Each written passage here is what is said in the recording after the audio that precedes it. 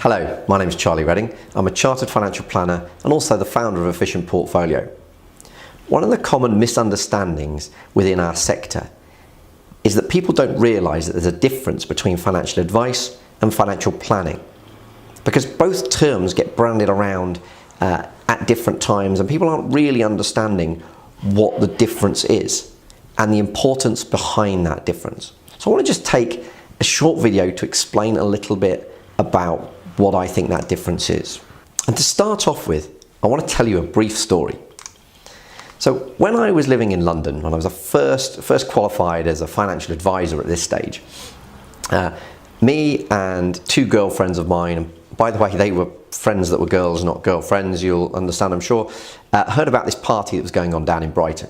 Now, I'd got a car, they didn't, so I said I'll drive, but I didn't have a road map. And this was long before the days of SatNav or Google Maps. But we were living in West London, the party was in Brighton. We figured, how difficult can it be to find our way down to the south coast? So we set off. We made some bad decisions early on because we didn't see Brighton on the road signs, but we did see Portsmouth. So we headed out towards Portsmouth on the A3, but because we knew that Portsmouth was on the south coast, and how far away could that really be? After we'd been driving a little while on the A3, we realised that we actually were likely to not get that close to Brighton, so we decided to cross-country drive, and we were just navigating around. And anyway, to cut a long story short, an hour and a half into what should have been a journey that took us an hour and a half, we had to pull into a service station and say, firstly, please can we buy a map? And secondly, please can you tell us where on the map we are, because we are hopelessly lost.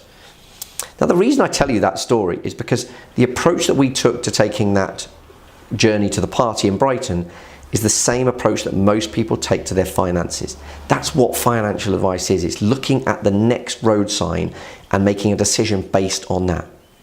Now, as an organised dad, if I was going to do that drive again today, I'd be, plugging that into SatNav so that I knew the quickest time it was going to get me there, but also knowing that if there was a roadblock along the way, it would divert me around it. And I'd still get to Brighton as quickly as possible, and it would ensure that I didn't miss the party. That's not how most people manage their finances. So what is the sat-nav of the finance world? How can you see into the future of your financial journey and make sure that you're heading to the destination that's actually important to you? Well, it's a tool that's called a lifetime cash flow forecast. So a lifetime cash flow forecast is the tool that we use to show our clients how their financial future is going to look and what changes they can make today to turn that into the future that they want. So let's take a look at a lifetime cash flow forecast. There's really two key charts that we focus on in the lifetime cash flow forecast. There's lots more as well, but the two key charts that we focus on for pretty much every client are as follows. The first one is their income versus their expenditure. Now, you'll see here we've modelled somebody's life through to age 100. Each blue block is a year through to age 100, and that blue block represents the income they've got available for that year. Now, an important point here is, yes, we model everybody to age 100. You may not think you're going to get there, but a good proportion of people will get there. And if you've modelled to have money run out at 90 and you do make it to age 100, you've got too much life at the end of your money. And that's not going to be a lot of fun. So we assume that everybody's going to live to age 100. So each blue block represents the income that's available for that year. And the black line that you can see running through here and along the top here is the required expenditure for each one of those years. Now, blue is good because it means they've got enough income to meet their expenditure that year. Red is bad. So red is actually meaning that they've got insufficient income to meet their expenditure for that year. So you can see that this person, if they live to age 100, they're on track to run out of money or starting having insufficient income at age 96. Not disastrous perhaps in this example, but actually if they're still relatively healthy at 96, that could be a real problem. Second key chart is then what's going on in the behind the scenes. So for each year through to age 100, how much are you worth over and above the property that you live in? So here we have brown is pensions, orange is investments, yellow is cash. So this person was running out of money at age 96 because despite the fact that they've got They've been sensible, and they've got pensions, and they've got investments, and they've also got over £500,000 in cash at this moment in time. They're actually still on track to run out of money at the end of their life. So the lifetime cash flow forecast allows us to identify problems that are going to happen in the future. It also allows us to identify strategies that can fix those problems. So after our financial planning recommendations for this particular client, which is a genuine example of a client of mine, we were able to remodel it, and if he took our recommendations without putting any more money into financial, taking any more money off him, we could eliminate that red at the end. So we've now made sure that if he lives to age 100, he will still have enough income for the rest of his life. But we only had to get it from 96 to 100 anyway, so that wasn't maybe a big ask. But let's have a look at the second chart, the liquid assets chart. What impacts it made there? Well, we've gone from him running out of liquid assets around 96 to actually having £1.4 million in today's money, so having eliminated the effect of inflation, in today's money left over to leave his children. So by taking our advice and taking the strategies that on board that we've suggested in our financial plan, he can see that his children are set to inherit somewhere in the region an additional £1.4 million in today's money. So the lifetime cash flow forecast allowed us to really identify the strategies that could give him a much better financial future. And then what we could start to do is start to build things like a bucket list income, really creating some amazing experiences at the start of retirement to really enjoy Life 2.0, the enhanced version of our life. And even by spending lots of money on the bucket list, we were still able to show him that actually if he made it to age 100, there'd still be something left over.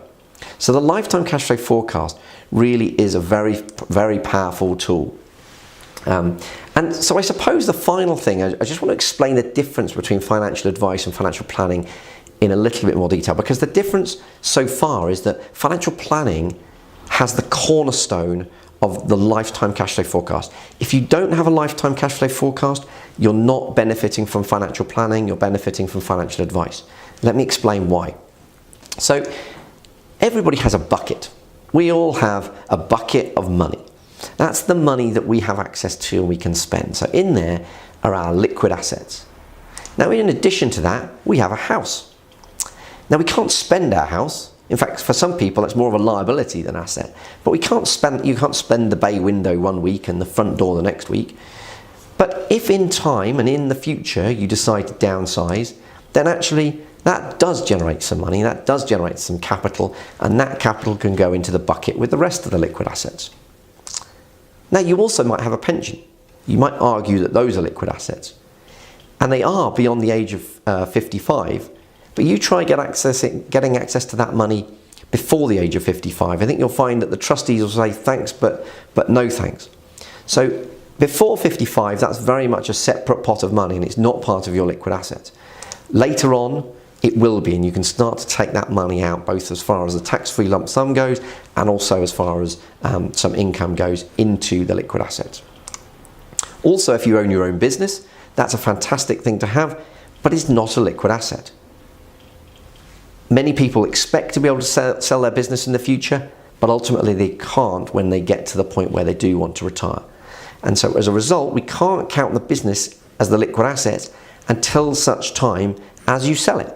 If you sell it and exit, then brilliant, we have some more capital to put into the bucket of liquid assets. Now during your life, you have some income. That might be dividends from shares, it might be dividends from your own company, it might be a salary, but there's lots of different forms of income. But of course, at some point, that income will stop. And then other forms of income might start. So things like your state pension may start in the future that you're not having access to today. And then of course, during your working life, you need an income that's going to pay for your lifestyle. Car, holidays, the school fees, all those sorts of things, you need to have an income to pay for those. When you get to retirement, that income might actually have to rise in some areas because the amount of travel and the amount of things that you want to do may actually increase rather than reduce. So we need a good income in retirement. Certainly for those early years anyway, because as you get a bit older, you tend to leave the country and the house a little bit less. And as a result, actually, we probably need a lesser income for those last few years during your life, until such time as you sadly pass away and we want to leave a legacy to your loved ones. So what is financial planning? Well, financial planning is really looking at this whole picture, because ultimately, there's only really two things that are likely to happen. The first is that your bucket could go down. And if your bucket goes down and runs out, then we've got to turn off the taps of income. And that leads to some pretty difficult life decisions. Equally, your bucket could go up, could go to the point where it's overflowing. Now you may think that that's a nice problem to have, other than maybe some inheritance tax to pay. But actually, if your bucket is overflowing, maybe it's a worse problem than the bucket running out. Because probably it means that you're getting to the stage where you're getting to your deathbed and thinking, actually, did I do all of the things during my retirement and during my life that I really wanted to do and really could have done? So financial planning is about really taking account of all of these different areas. It's about making sure you've got the lifestyle income, enough income during your working life. It's about making sure you've got enough income in your retirement. And it's about making sure there's enough income to pay for you in old age, whether that be in a care home or just at home. As opposed to financial advice, which is just moving things around inside the bucket. It's moving money from this investment to that investment. It may be using your ISA allowance up. Now, financial advice is an important piece of this, but by all means, it's the smaller piece of it. Actually, the tax planning and the financial advice and the switching of investments around is, in some ways, it's the easy bit. The financial planning is looking at the bigger picture, all of these different inflows of money and outflows of money that are going to happen during your lifetime, and it's about making sure that you've got enough for what's important to you. At Efficient Portfolio, we want to create a better future through inspirational financial planning. And financial planning allows you to really create the future that's important to you. So I hope this helps explain the difference between financial advice and financial planning, and why we're so passionate at Efficient Portfolio about delivering amazing financial planning.